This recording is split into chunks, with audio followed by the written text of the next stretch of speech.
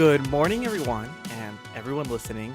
This is Connie Lingus here with Jacques Derrida.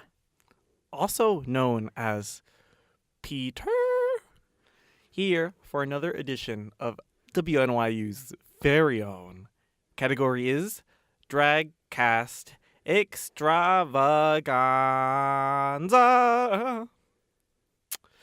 So this week, we're going to be talking about Season 11, Episode 7, and do a bit of a mid-season check-in to give some thoughts of the season so far and what we expect going forward. Invite people to the Midseason Invitational. Yes, of course. But before we get there, let us talk about the episode. Starting first with the dumb mini-challenge, really awful mini-challenge, the potato sack race. I don't even think it was a race. It was just, hey, look, I can jump around while putting what are basically actual potatoes as breasts. Yeah, like, Haha, look at me. I'm so goofy. yeah, I think I hated everything about that. Like, the sound editing was just gross with, like, the sound effects they put on for the breastises bouncing.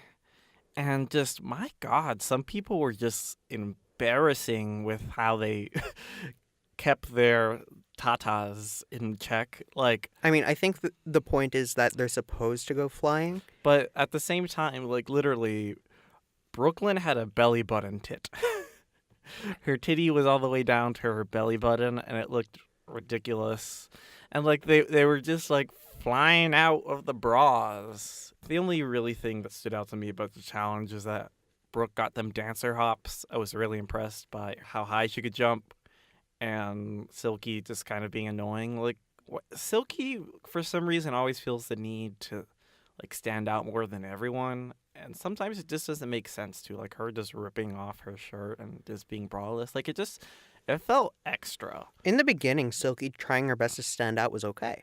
Because she was, like, just standing out in a good way, but, she wasn't stealing time. Yeah. And now she's a serious issue. Well, I guess we'll just start with talking about them workroom shenanigans. Also, Nina and Suga won, but who cares? Yeah.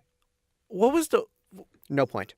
Yeah. No point. Like, usually they get some sort of benefit for winning. They only just got money thanks to some company. Hairspray, I think? Yeah, hairspray company. Wow. Thanks. Workroom shenanigans. First, Raja, you have, like, no position to trash talk other queens when you've been consistently in the bottom. Including going out there and just coming at Scarlett in the very beginning of the episode. Yeah, exactly. That's the first thing that stood out. Is like, Who knows what that mirror message said at this point? Exactly. Like, oh, she was so talentless. She had no reason to be here. Like, honey. Raja's coming for pretty much all the other queens, too, insulting Suga, who I'll admit has been a non-entity. Yeah. And coming for Nina, who I definitely do have some of my own reservations about, but she's just coming for everybody. Look, that's an issue.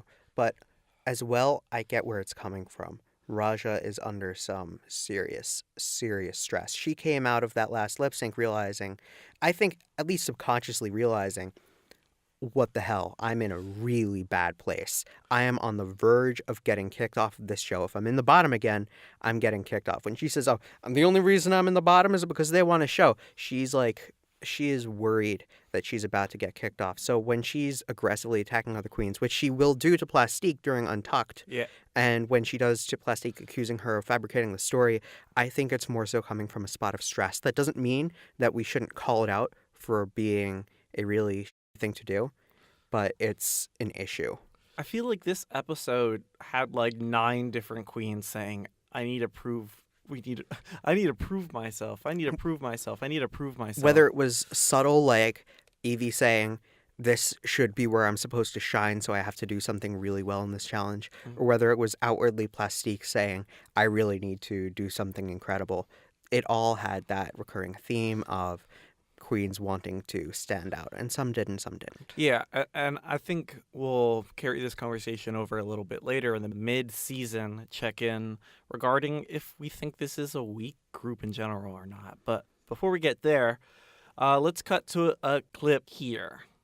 I used to be a super emotional child. Like, I would cry at everything. And then I think as I got older, I would get embarrassed and it kind of closed off. Yeah. So I really kind of became closed a lot. Yeah. So It was good to see some relatability from Brooke. I agree with that, but what I don't think that it is an excuse for what I haven't noticed until it was pointing out. I was always like kind of on the edge of why am I constantly praising Brooke, even though I feel like there's something wrong, that something's not connecting. And then I realized that, yeah, she doesn't have a personality that she's bringing to the runway. She brings elegance and poise, and it helps that she was a dancer, but otherwise she doesn't have a specific personality that she's bringing. And I still think that applied this week, even though she was explicitly told to fix that. I think that she's gotten away with it with a lot of really good outfits and really good aesthetic, or should I say performances.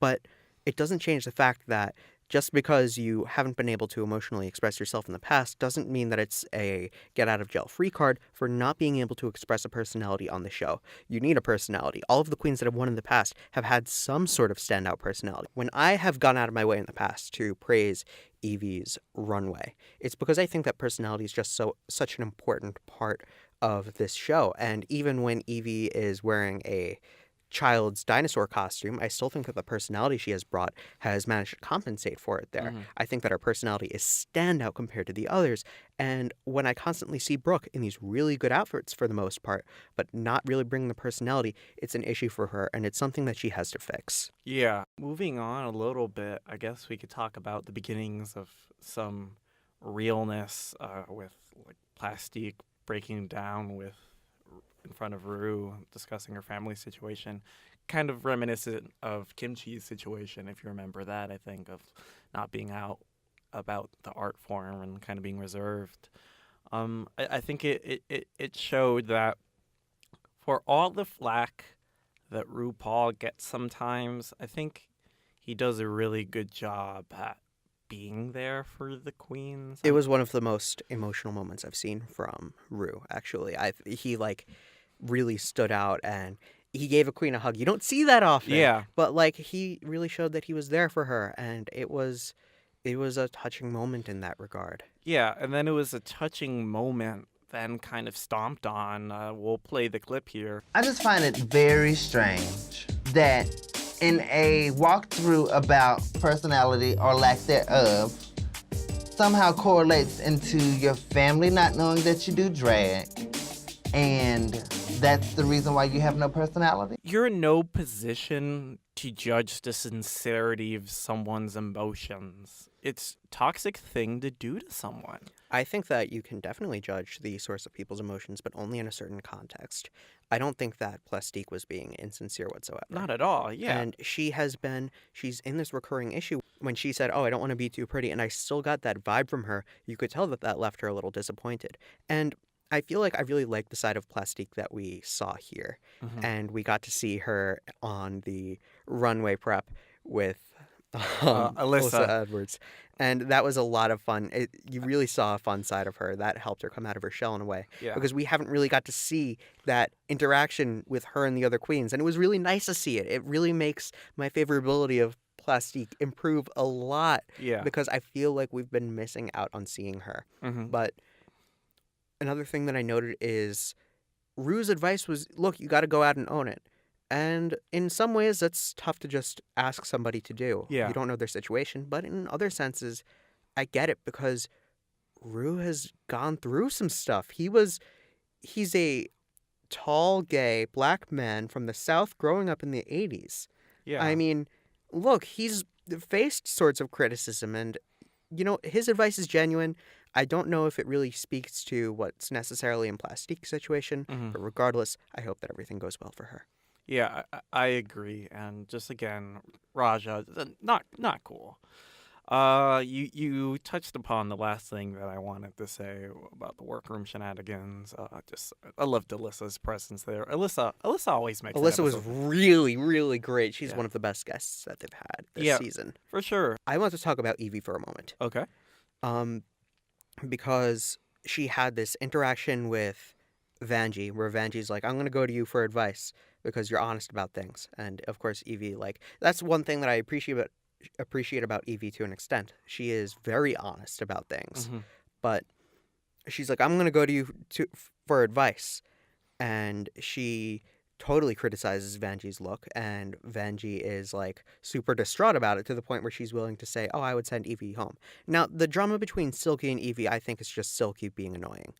Silky's like, "Oh, Evie should go home because she's injured. We don't have time for that." Now, I can agree with that sentiment if Evie is too injured to perform well, but only because this isn't her time to perform super well. Put her on a different season. Yeah. That would be my caveat there. Hmm. But Silky didn't seem to say that. Yeah. But you can tell that Evie's comments really got to Vanjie. And I mean, there's a difference between being honest about your opinion and being honest, but still being respectful about it and still trying to be as constructive as possible. Yeah. I respect Evie's willingness to be honest, Hmm. but I also think that there is a catch where she should be a little more concerned about what other queens are thinking about her. It's good to be nice to the people who are around you. I know that this isn't RuPaul's best friend race, but that doesn't mean that it can't be RuPaul's fun acquaintances race. Fair. Yep. And then I guess with that we have workroom shenanigans over, and then this week the Maxi Challenge and Runway. What was that stupid jig? Yeah, before we get there, the Maxi Challenge and Runway was called Farm the Runway, making dresses out of Organic materials. Yeah. Okay. Yeah, the country jig was dumb. It seemed like they paid very little attention to it on the show, and for some reason judges used it in their critiques. It felt like a strange. We didn't see it coming. We didn't see any sort of preparation. It just kind of felt like the opening act. Yeah.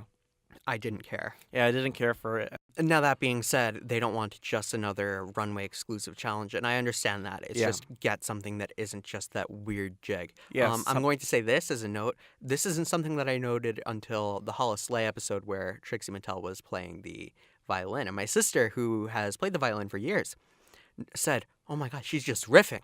She's just riffing." So, and I noticed that Evie was doing that too. So it's like it's hilarious just to imagine being there and listening to that grating Yeah. nonsense music from the violin.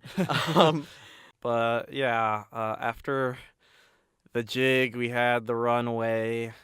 Honestly, I thought this was kind of a boring runway. There wasn't too much to talk about. There were some looks that I thought were really good, Yeah, and there were some looks that I thought were absolute trash, and Yeah. there were some looks that I thought were in between. Yeah, so yeah, I have a best, a worst, and an honorable mention this week, just because there were some that I thought were good with a caveat. For me, best. I liked Evie's dress a lot. Yeah, Evie's dress was really good. So lots of looked- color. It looked professional. It looked like a real. When they said this needs to be the sort of dress that it looks like you can wear at New York Fashion Week, I Mhm. feel like Evie was one of the few that actually got there. I feel like the top three actually accurately reflected the ones that could be worn at New York Fashion Week. Yeah, and not only that, it felt fitting of her style, while also being a little different from it as well. Yeah, I agree. It wasn't like totally weird and unexpected like what you expect from Evie at this point. It was playing it safe, and I think that's important because, like I've said in the past, it only takes one mistake from Evie to do something that totally doesn't match with the challenge, and she finds herself in the bottom and on the verge of going home. Yeah. She is constantly at risk of that, and she played it a little safer this episode, and it worked in her favor. Definitely. So maybe controversially, the only other dress I put in the best, I actually really appreciated Nina's corn dress. It wasn't the most gorgeous thing in the world, I admit, and shape-wise towards the bottom, the critiques were pretty accurate, but I think conceptually it was adventurous, and I think it was effective for the most part. And it seems like the type of thing that would have been difficult to make. So I think just in terms of effort put in, it was a best for me. Conceptual things help.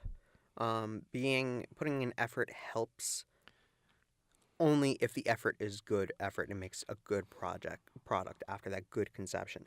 I don't even have a problem with the proportionizing. I have a problem with the fact that I didn't really like it. First of all, the wig was totally off with the feeling of the rest of the dress, as was the makeup. That's fair. But I just looked at it and I said, it looks like it's about to fall apart. You can tell that it's not form-fitting at all. I mean, I feel like we've been seeing way too much of that from all of these corsets.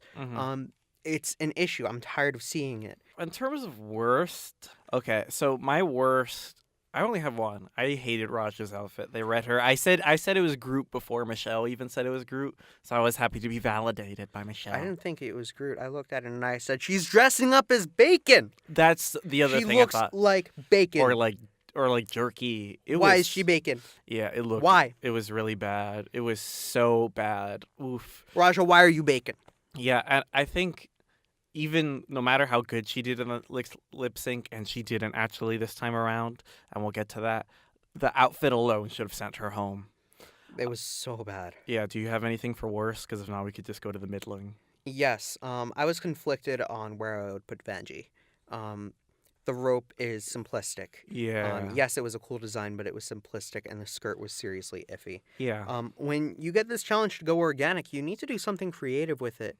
And look, while I think that Raja's outfit was trash and the worst by far, it had this creative idea, and Vanjie just kind of wrapped herself in hair and wore a denim jacket around her waist, and that felt seriously lazy to me. I agree. Vanjie has had a good starting week and has been disappointing me since. That's fair. I think that Suga's look was atrocious only because the face makeup was so bad. I thought the dress was great. I thought the face makeup and the wig were It awful. was so bad. The wig was really weird. The facial makeup was so terrible. But that dress the was dress real. didn't. The dress had its good parts, but didn't really fit her bodice well. Mm-hmm. Or is it bodice? I don't know. I don't care. Mhm. Silky had an interesting concept, but I don't feel like it quite executed well. Yeah. I think it was worth putting her in the bottom, though I don't know exactly where in that. Akira, Akira was. I don't think that she should have been in the bottom too. Yeah. It was. It wasn't my favorite, but it didn't deserve to be in the bottom too. And then my other middling one, I think Plastique's dress was very pretty. Ooh, Plastique! I thought that she deserved the win. I thought that it was pretty and it looked really elegant. Yes, and she sold it well, so I get it. I don't put it as a best because it was another corset from her. So I can't give her too much credit, I think, because all of her stuff has been corsets. That feels. It was another corset, and that is an issue. But It was a really great one. I think that this was good enough to the point where I'll accept it. Yeah. Just don't give me too many corsets and we'll be fine. Mhm. And also, I am still waiting to see that different style because I don't think that she's gone beyond that idea of pretty. Yeah. But I do still like her. And then let's talk about Brooke. Brooke went out in this very interesting, I'd say pretty good denim dress. She didn't really sell it well. Or is that more of a shrug? I guess it was. Yeah. It was a thing. It looked good.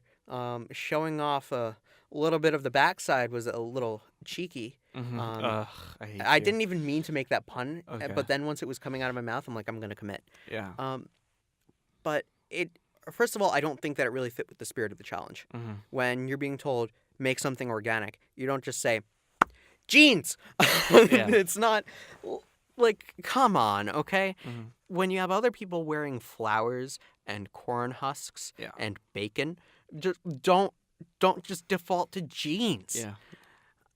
Yes, she had oranges, but that doesn't change the fact that if you took away those oranges, it wouldn't have changed much. She still would have been as appreciated or disliked as it would have been in the past. So I think that just putting on the denim for this organic challenge was a little iffy. And once again, I noticed that she doesn't have that standout personality. And I feel like that's something that we need to see if she wants to be a top competitor. For sure. And we could talk about that a little bit more when we do the check-in. I guess there's not much to say about the lip sync. It wasn't even close. Yeah. Kiria was very good. Raja was there. Raja was there, and she did the wig removal, which they cut through Rue's face, Why? as always. Why? It's so dumb, so... I mean, like, unlike Honey Davenport jumping off the stage, which is like...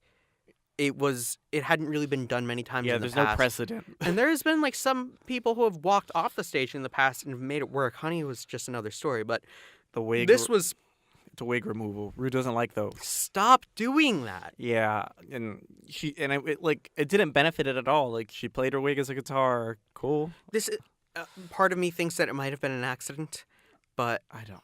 It was bad. I hope it was an accident. Yeah. Because this is not something that's new. Rue hasn't only just started talking about don't take off your wig in the lip sync. This has always been a staple of the show. I If agree. you're taking off your wig, then there has to be a really good reason for it. She did not have a good reason for it. It was her time to go.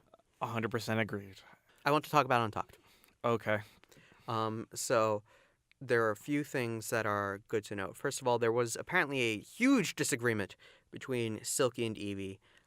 I did not want to touch on that, but I did want to touch on Plastique, how some sort of message came in that suggested she was intentionally being saved by the producers for the top. And Raja called her out on that to her face. And Plastique's response was actually kind of understanding. And she said that she looked into her eyes and that she saw that her quarrel wasn't with her, it was with herself. And I think that that's really understanding from Plastique, and I wanted to give her credit from that. Let's do this mid-season check-in. I have 3 questions that I want to pose and we go through. What are your thoughts on the queens that we had this season so far? Do you think there will be a top 3 or top 4 again? And regardless if there's a top 3 or the top 4, who do you think those people will be? Start from the top. I think this has kind of been a weak season for queens because I feel like there's been a handful of standouts and then everyone else has been consistently middling. I disagree. I think that we've had some of the best queens we've seen in a while. This felt a lot like Season 8 had some really good queens. I think that the queen quality is similar to Season 8. Yes, I have some critiques of a lot of the queens, but that doesn't change the fact that a lot of them are very good. I'm just holding them to a very high standard. Plastique has given us some really great looks over time. Evie and Brooklyn have both been standouts pretty much every single week. So that's okay. While I have been disappointed with Vanjie, that doesn't take away from the fact that she's had some great performances in the comedy portions. Her going out like hello, hello, hello was like with her ridiculous voice. It was great. I think that you've seen really good moments from Scarlett when she was here. I think that she was a total standout. Honey Davenport had some real potential before she jumped into her own grave. Yeah. But I think that you've had a lot of really good queens. I think that there's a lot of potential for Silky Ganache if she didn't have a personality that was really starting to grate on me. I think that she had an incredible first week. She'd had some really good spots in mini and maxi challenges too, and her Oprah was out of this world. So I think that you've had this really, really great talent on the show, but all of a sudden you look at the show and you don't feel like you have. And that's because of a few things.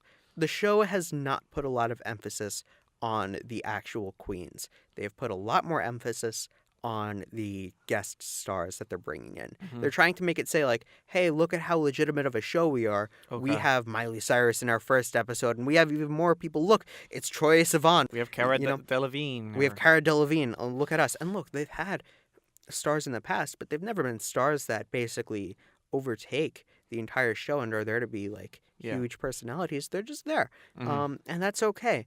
This show shouldn't need to prove itself.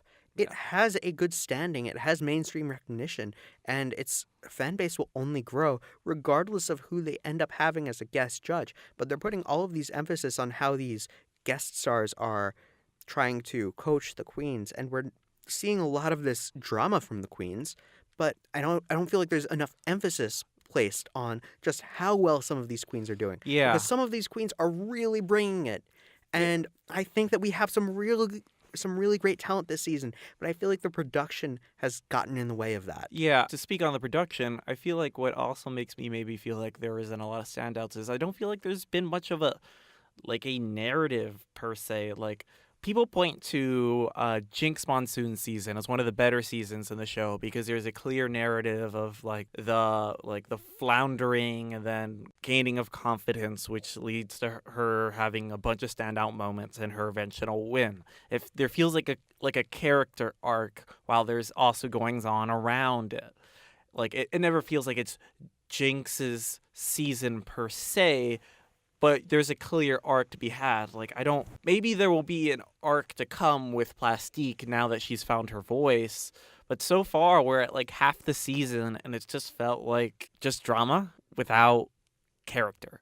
Yeah, I largely agree with that. We've had a lot of focus placed on queens who are, while they're really good, just having the focus placed on them doesn't give other queens a chance to shine, and I'm talking about Evie largely here. Mhm. Evie has had so much camera time. And once again, I think that she's done a really good job and she's deserved some of it. But I think that we have to keep in mind that there are other queens here. We know nothing about Suga, and whether it turns out that they were interviewing her a lot and she just had no personality, or whether they just didn't care enough to get her She's like personality. a ghost. We know so little about her. Yeah. Even though we've gotten a childhood story from Nina West, we haven't really got to see her in action very often. Yeah. Everything that we've gotten from Silky is fairly shallow Mhm. and not really introspective in any sense. Yeah. Scarlet was gone before we got the chance to really get to know her. Mm-hmm. We haven't really gotten a chance to actually get to know a lot of these queens. So it feels like you have this narrative arc of, oh, look, it's these few standouts.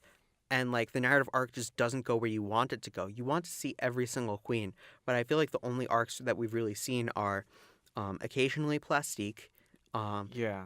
Vanjie feeling bad about not doing well enough, Mm-hmm. and Evie.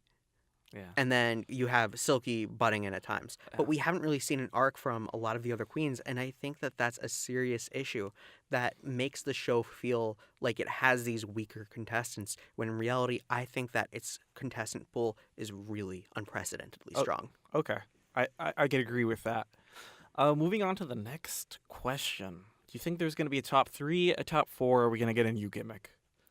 That's tough because I don't think that we're going to have a gimmick, or at least I hope not. That's always been kind of an all-stars thing.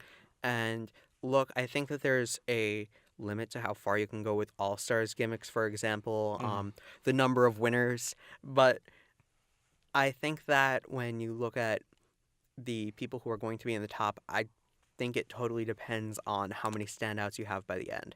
I think it'll depend on quite a few things, like the future performances of queens.